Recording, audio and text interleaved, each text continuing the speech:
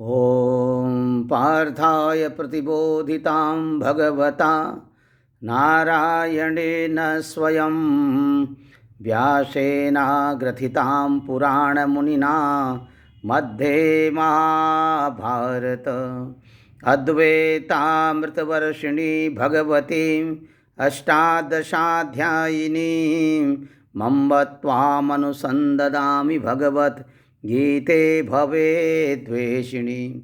ओम नमोऽस्तु ते व्यास विशालबुद्धे फुल्लारविन्दायतपत्रनेत्रे येन त्वया भारततैलपूर्णः प्रज्वालितो ज्ञानमयः प्रदीपः।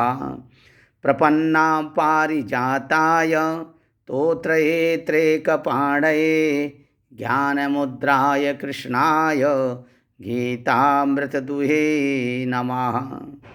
वसुदेवसुतं देवं कंसचारूढमर्दनं देवकी परमानन्दं कृष्णं वन्दे जगद्गुरुं। भीष्मद्रोणतटा जयद्रथजला गान्धारनीलोत्पला शल्यग्राहवती कृपेण वहनी कर्णेन वेलाकुला अश्वत्थामविकर्णघोरमकरा दुर्योधनावर्तिनी सोतीर्णा खलु पाण्डवे रणनदी कैवर्तकः केशवः पाराशर्यवचः सरोजममलं गीतार्थगन्धोत्कटं नानाख्यानककेशरं हरिकथा सम्बोधनाबोधितं लोके सज्जनषट्पदैरहरः पेपीयमानं मुदा भूयाद्भारतपङ्कजा कलिमला प्रध्वंसनाश्रेयसे। मूकं करोति वाचालं पङ्गुं लङ्घयते गिरिं यत्कृपातुमहं वन्दे परमानन्दमाधवम्। ॐ शान्ताकारं भुजगशयनं पद्मनाभं सुरेशं विश्वाधारं गगनसदृशं मेघवर्णं शुभांगं लक्ष्मीकान्तं कमलनयनं योगिभिर्ध्यानगम्यं वन्दे विष्णुं भवभयहरं सर्वलोकैकनाथं। बोले वृंदावन बिहारी लाल की जय। बोले राधा रानी सरकार की जय। बोले बांके बिहारी लाल की जय। इस प्रकार अब आप सभी दर्शकों का ब्रह्म ज्योति ज्योतिष यूट्यूब चैनल में मैं हार्दिक अभिनंदन एवं स्वागत करता हूँ। अब आज मैं आप सबके सामने फिर से उपस्थित हुआ हूँ एक नया वीडियो लेकर के। श्रीमद् भगवत गीता के दूसरे अध्याय के महात्म्य को लेकर के। श्रीमद् भगवत गीता के दूसरे अध्याय का महात्म्य जो श्रद्धालु इसे अनन्य भाव से सुनता है और सुनाता है, उसे किसी भी वस्तु विशेष की आवश्यकता ही नहीं रह जाती है, यानी कि अनायास ही उसके सम्मुख सब कुछ उपस्थित रहता है। इसीलिए दर्शकों, आप इस महात्मा को ध्यानपूर्वक सुनें और शुरू से लेकर अंत तक आप इस वीडियो को सुनिए। बहुत कुछ आपके साथ चमत्कार होगा। इसी के साथ श्री भगवान कहते हैं, लक्ष्मी, प्रथम अध्याय के महात्म्य का उत्तम उपाख्यान मैंने तुम्हें सुना दिया। अब अन्य अध्यायों के महात्म्य श्रवण करो। दक्षिण दिशा में वेदता ब्राह्मणों के पुरंदरपुर नामक नगर में श्रीमान देव शर्मा नामक एक विद्वान ब्राह्मण रहते थे। वे अतिथियों के पूजक, स्वाध्यायशील, वेद शास्त्रों के विशेषज्ञ यज्ञों का अनुष्ठान करने वाले और तपस्वियों के सदा ही प्रिय थे।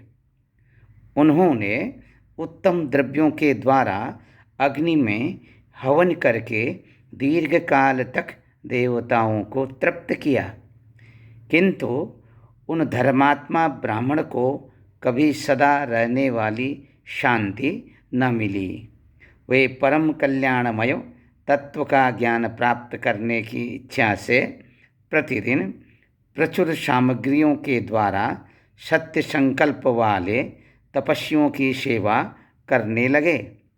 इस प्रकार शुभ आचरण करते हुए उन्हें बहुत समय बीत गया। तदनंतर एक दिन पृथ्वी पर उनके समक्ष एक त्यागी महात्मा प्रकट हुए।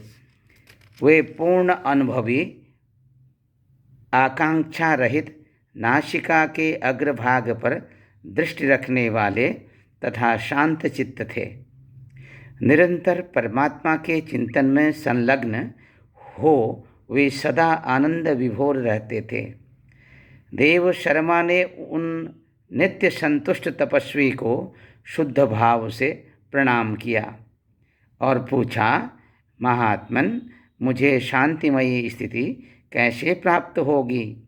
तब उन आत्मज्ञानी संत ने देव शर्मा को शौपुर ग्राम के निवासी मित्रवान का, जो बकरियों का चरवाहा था, परिचय दिया और कहा, वही तुम्हें उपदेश देगा। यह सुनकर देव शर्मा ने महात्मा के चरणों की वंदना की और समृद्धशाली शौपुर ग्राम में पहुंचकर उसके उत्तर भाग में एक विशाल वन देखा। उसी वन में नदी के किनारे एक शिला पर मित्रवान बैठा था। उसके नेत्र आनंदातिरेक से निश्चल हो रहे थे। वह अपलक दृष्टि से देख रहा था। वह स्थान आपस का स्वाभाविक वैर छोड़कर एकत्रित हुए परस्पर विरोधी जंतुओं से घिरा था। वहाँ उद्यान में मंद मंद वायु चल रही थी। मृगों के झुंड शांत भाव से बैठे थे और मित्रवान दया से भरी हुई आनंदमयी मनोहारिणी दृष्टि से पृथ्वी पर मानो अमृत छिड़क रहा था। इस रूप में उसे देखकर देव शर्मा का मन प्रसन्न हो गया। वे उत्सुक होकर बड़ी विनय के साथ मित्रवान के पास गए। मित्रवान ने भी अपने मस्तक को किंचित नवाकर देव शर्मा का सत्कार किया। तदनंतर विद्वान देव शर्मा अनन्य चित्त से मित्रवान के समीप गए और जब उसके ध्यान का समय समाप्त हो गया, उस समय उन्होंने अपने मन की बात पूछी। महाभाग, मैं आत्मा का ज्ञान प्राप्त करना चाहता हूँ। मेरे इस मनोरथ की पूर्ति के लिए मुझे किसी ऐसे उपाय का उपदेश कीजिए जिसके द्वारा सिद्धि प्राप्त हो चुकी हो। देव शर्मा की बात सुनकर मित्रवान ने एक क्षण तक कुछ विचार किया। उसके बाद इस प्रकार कहा, विद्वन, एक समय की बात है, मैं वन के भीतर बकरियों की रक्षा कर रहा था। इतने में ही एक भयंकर व्याघ्र पर मेरी दृष्टि पड़ी, जो मानो सबको ग्रस लेना चाहता था। मैं मृत्यु से डरता था, इसलिए व्याघ्र को आते देख बकरियों के झुंड को आगे करके वहाँ से भाग चला। किंतु एक बकरी तुरंत ही सारा भय छोड़कर नदी के किनारे उस बाघ के पास बेरोक टोक चली गई। फिर तो व्याघ्र भी द्वेष छोड़कर चुपचाप खड़ा हो गया। उसे इस अवस्था में देखकर बकरी बोली, व्याघ्र, तुम्हें तो अभीष्ट भोजन प्राप्त हुआ है। मेरे शरीर से मांस निकालकर प्रेम पूर्वक खाओ ना। तुम इतनी देर से खड़े क्यों हो? तुम्हारे मन में मुझे खाने का विचार क्यों नहीं हो रहा है? व्याघ्र बोला, बकरी, इस स्थान पर आते ही मेरे मन से द्वेष का भाव निकल गया, भूख प्यास भी मिट गई, इसलिए पास आने पर भी अब मैं तुझे खाना नहीं चाहता। व्याघ्र के यूँ कहने पर बकरी बोली, न जाने मैं कैसे निर्भय हो गई हूँ, इसमें क्या कारण हो सकता है? यदि तुम जानते हो तो बताओ। यह सुनकर व्याघ्र ने कहा, मैं भी नहीं जानता, चलो सामने खड़े हुए इन महापुरुष से पूछें। ऐसा निश्चय करके वे दोनों वहाँ से चल दिए। उन दोनों के स्वभाव में यह विचित्र परिवर्तन देखकर मैं बहुत विस्मय में पड़ गया। इतने में ही उन्होंने मुझसे आकर प्रश्न किया। वहाँ वृक्ष की शाखा पर एक वानरराज था। उन दोनों के साथ मैंने भी वानरराज से पूछा। विप्रवर, मेरे पूछने पर वानरराज ने आदरपूर्वक कहा, अजापाल, सुनो, इस विषय में मैं तुम्हें प्राचीन वृत्तांत सुनाता हूँ। यह सामने वन के भीतर जो बहुत बड़ा मंदिर है, उसकी ओर देखो। इसमें ब्रह्मा जी का स्थापित किया हुआ एक शिवलिंग है। पूर्व काल में यहाँ सुकर्मा नामक एक बुद्धिमान महात्मा रहते थे, जो तपस्या में संलग्न होकर इस मंदिर में उपासना करते थे। वे वन में से फूलों का संग्रह कर लाते और नदी के जल से पूजनीय भगवान शंकर को स्नान कराकर उन्हीं से उनकी पूजा किया करते थे। इस प्रकार आराधना का कार्य करते हुए सुकर्मा यहाँ निवास करते थे। बहुत समय के बाद उनके समीप किसी अतिथि का आगमन हुआ।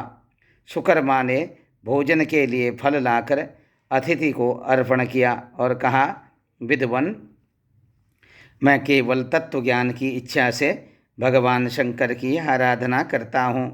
आज इस आराधना का फल परिपक्व होकर मुझे मिल गया है, क्योंकि इस समय आप जैसे महापुरुष ने मुझ पर अनुग्रह किया है। सुकर्मा के ये मधुर वचन सुनकर तपस्या के धनी महात्मा अतिथि को बड़ी प्रसन्नता हुई। उन्होंने एक विशाल खंड पर गीता का दूसरा अध्याय लिख दिया और ब्राह्मण को उसके पाठ एवं अभ्यास के लिए आज्ञा देते हुए कहा, ब्राह्मण, इससे तुम्हारा आत्मज्ञान संबंधी मनोरथ अपने आप सफल हो जाएगा। यूँ कहकर वे बुद्धिमान तपस्वी सुकर्मा के सामने ही उनके देखते देखते अंतर्ध्यान हो गए। सुकर्मा विस्मित होकर उनके आदेश के अनुसार निरंतर गीता के द्वितीय अध्याय का अभ्यास करने लगे। तदनंतर दीर्घ काल के पश्चात अंतःकरण शुद्ध होकर उन्हें आत्मज्ञान की प्राप्ति हुई। फिर वे जहाँ जहाँ गए वहाँ वहाँ का तपोवन शांत हो गया। उनमें शीत उष्ण और राग द्वेष आदि की बाधाएं दूर हो गई। इतना ही नहीं, उन स्थानों में भूख प्यास का कष्ट भी जाता रहा तथा भय का सर्वथा अभाव हो गया। यह सब द्वितीय अध्याय का जप करने वाले सुकर्मा ब्राह्मण की तपस्या का ही प्रभाव समझो। मित्रवान कहता है, वानर राज के यूँ कहने पर मैं प्रसन्नतापूर्वक बकरी और बाघ के साथ उस मंदिर की ओर गया। वहाँ जाकर विशाल खंड पर लिखे हुए गीता के द्वितीय अध्याय को मैंने देखा और पढ़ा। उसी की आवृत्ति करने से मैंने तपस्या का पार पा लिया है। अतः भद्र पुरुष, तुम भी सदा द्वितीय अध्याय की ही आवृत्ति किया करो। ऐसा करने पर मुक्ति तुमसे दूर नहीं रहेगी। श्री भगवान कहते हैं, प्रिय मित्रवान के इस प्रकार आदेश देने पर देवशर्मा ने उसका पूजन किया और उसे प्रणाम करके पुरंदरपुर की राह ली। वहाँ किसी देवालय में पूर्वोक्त आत्मज्ञानी महात्मा को पाकर उन्होंने यह सारा वृत्तांत निवेदन किया और सबसे पहले उन्हीं से द्वितीय अध्याय को पढ़ा। उनसे उपदेश पाकर शुद्ध अंतःकरण वाले देव शर्मा प्रतिदिन बड़ी श्रद्धा के साथ द्वितीय अध्याय का पाठ करने लगे। तब से उन्होंने अनवद्य प्रशंसा के योग्य परम पद को प्राप्त कर लिया। लक्ष्मी यह द्वितीय अध्याय का उपाख्यान कहा गया। इस तरह से